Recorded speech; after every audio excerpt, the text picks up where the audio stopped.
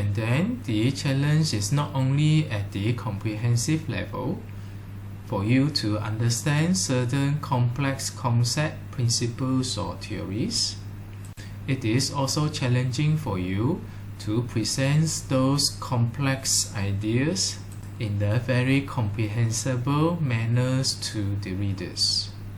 Those fragmented informations, you will need to process them, digest them, and present them in the logical manner to make it easy for the readers to comprehend. This is another level of challenge that you need to overcome while writing the literature review. Because of this challenge, your writing style will govern how the readers will react to your literature review, whether they feel interested, are they going to be keep engaged, or they would just simply skip through your literature review chapter to the other chapters, which is easier to comprehend and digest. You know that you need to write your literature review in the reader-friendly manner, as this is your obligations as the author. Therefore, you should choose an appropriate methods for you to deliver the message or informations to the authors.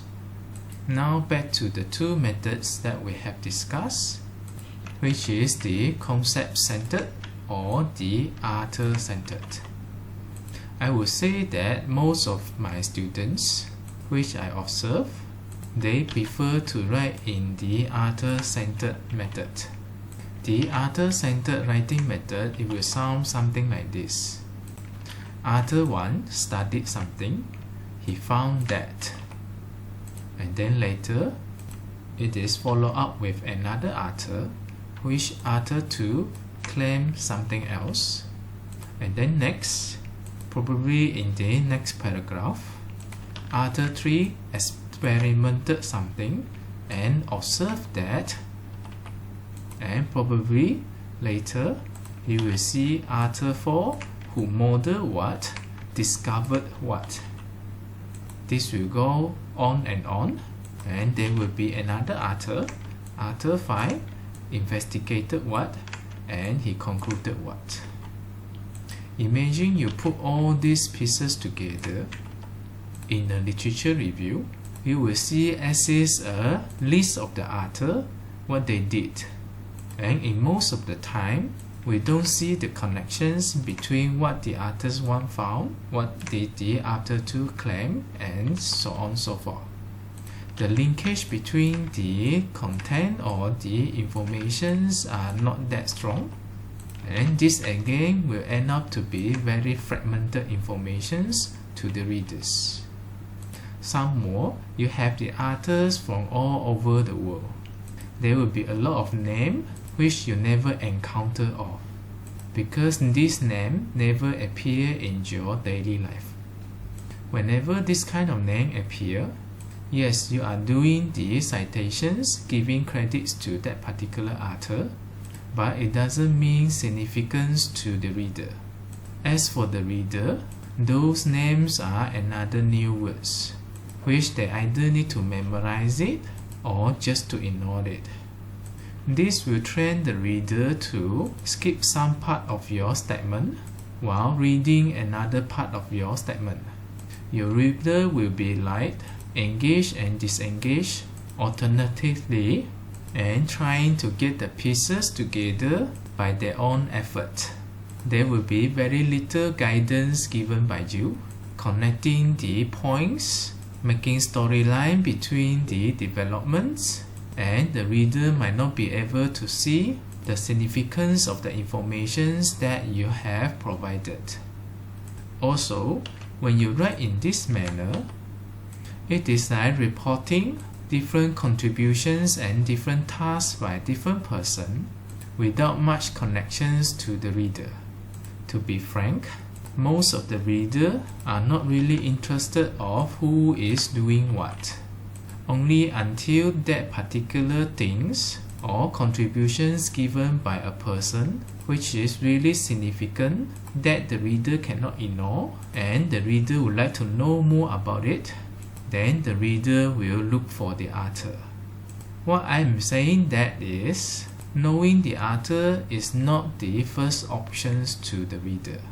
Their interest is not there until it is proven that that particular point is so significant. Then the readers would like to know more, and the only way that they can acquire more is by tracing the authors, finding the relevant words produced by the same author. Only then the authors become interest of the reader. Another thing that is, the way this is written, it is quite difficult to put emphasis onto a certain topic over the other topics. Based on the series of the writing here, how can you tell that which point is more important? That how do you want to emphasize it to the reader so that they pay more attention, try to keep up himself with your thoughts? This is about it for the author-centered. These are the characteristics of the author-centered type of writing. The points are fragmented and scattered. The flow of the points are unsmooth, and it is very hard to understand. Therefore, normally I would prefer not to use these author-centered ways to write the things. I would prefer to write in the concept-centered, and considering myself as a reader, I find myself to be more easily concentrate and keeping myself engaged with the literature review when the author write it in the concept-centered manner. I'm not saying that you cannot use this author-centered manner. It is very much dependent on your purpose of writing.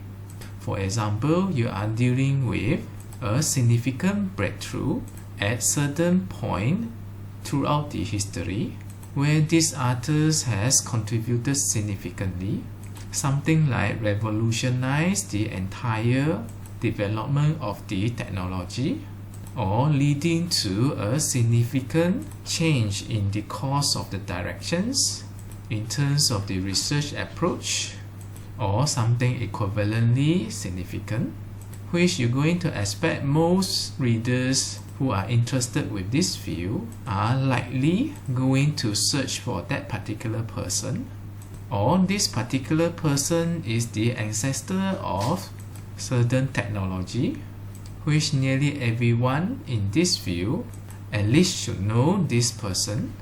Then these author-centered ways of writing may appear once a while.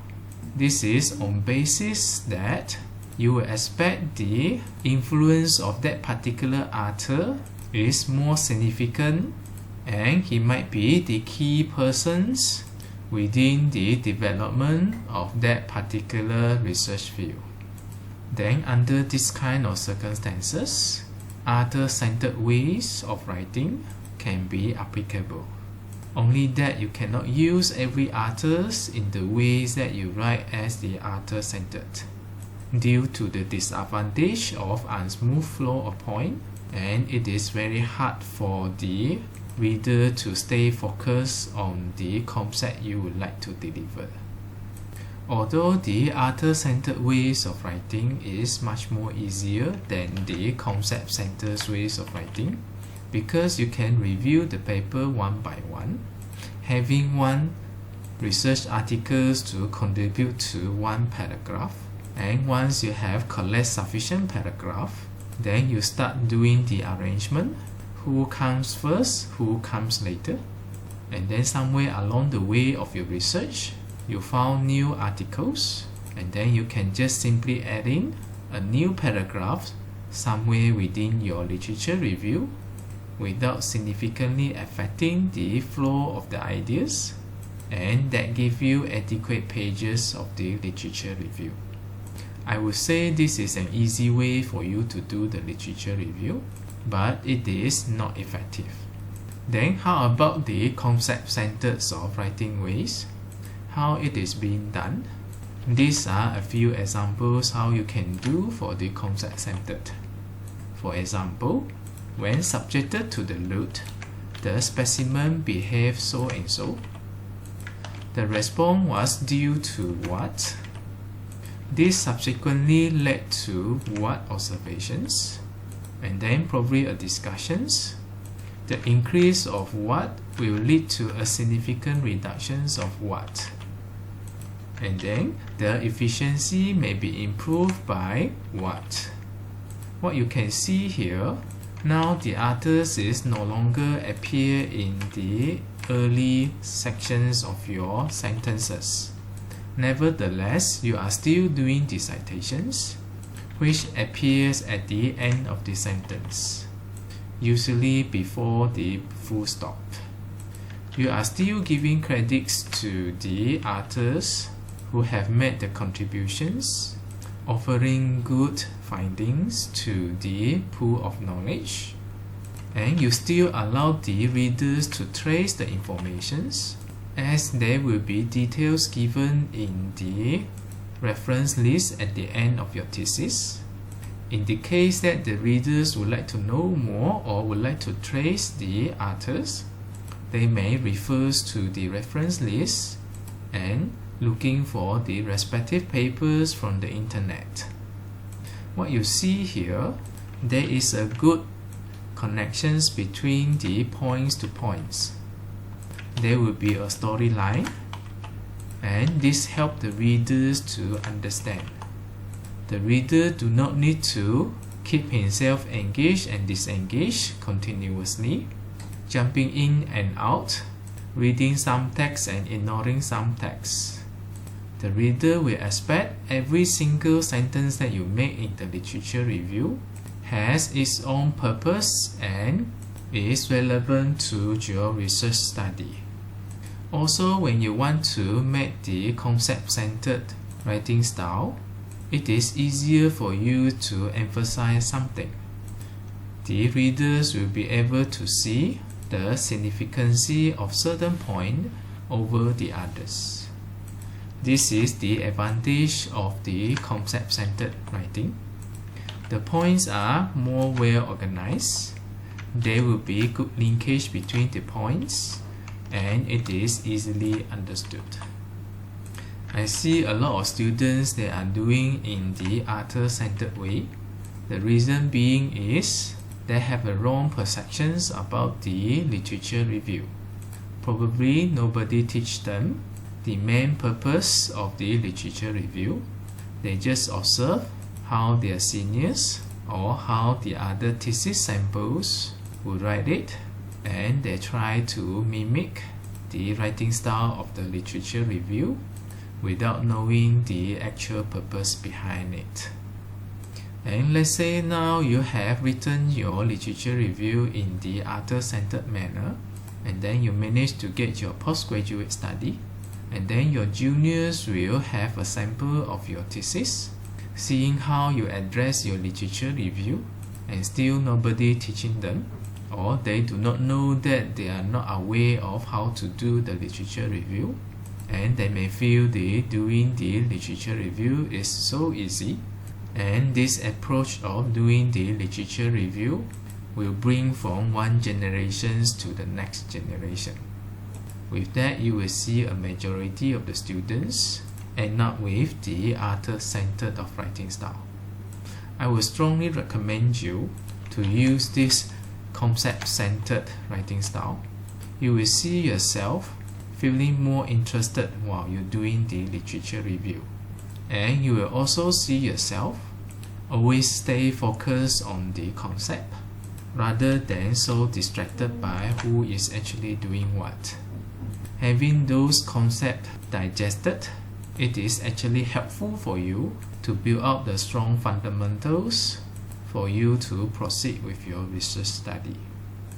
One more thing is that I'm not saying that this author-centered writing style is wrong, which different persons have different opinions on this.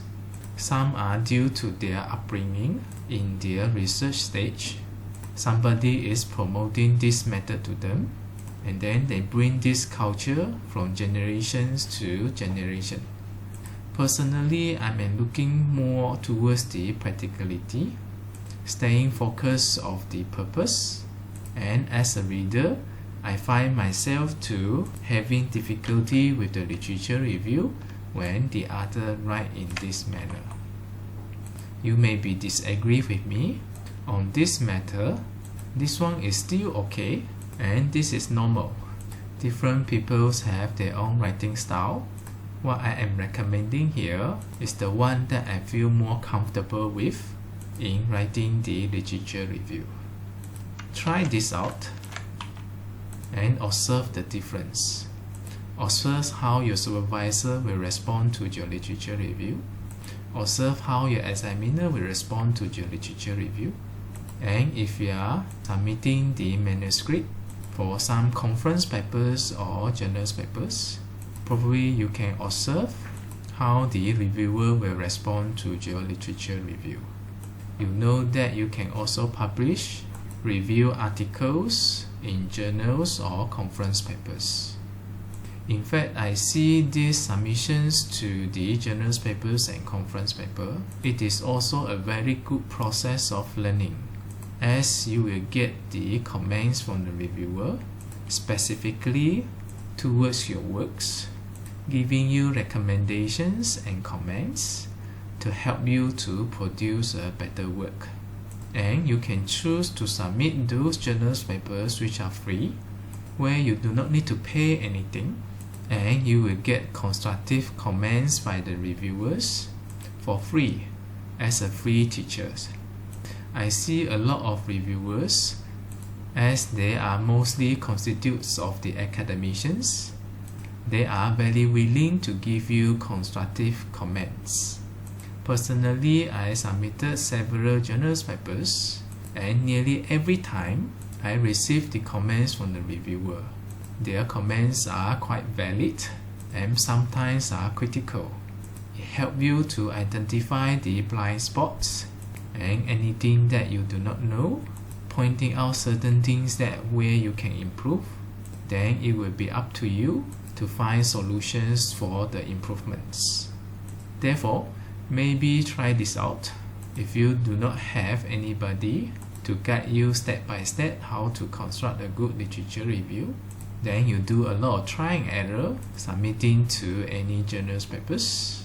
Then you should receive some response from the reviewers. If you are lucky enough, your quality of words are acceptable and to the standard of the respective journals or conference, you get your papers to be published. That is an additional bonus to you, which you should be happy for that.